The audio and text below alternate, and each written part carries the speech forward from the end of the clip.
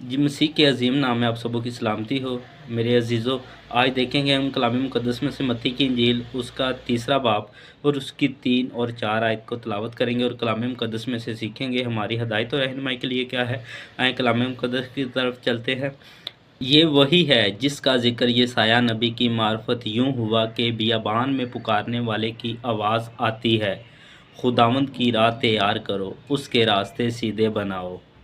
یہ یوحنا اونٹ کے بالوں کی پوشاک پہنے اور چمڑے کا پٹکا کمر سے باندھے رہتا تھا، اور اس کی خوراک ٹڈیاں اور جنگلی شہد تھا۔ کلام مقدس کا پڑھا سنا جانا ہم سب کے لیے باعث برکت ہو۔ خداوند کا شکر ہو۔ عزیزو، وہ منادی کر رہا تھا یوحنا بہت اسما دینے والا۔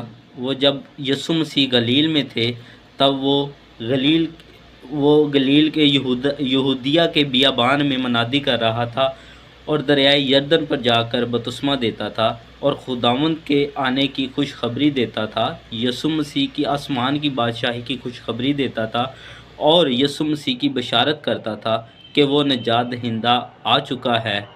خداوند کے کلام پڑھے اور سنے جانے پر اس کی خاص برکت ہو۔ جو آج میسیج سنا ہے، خداوند اس کے وسیلہ سے آپ سب کو خاص برکت دے۔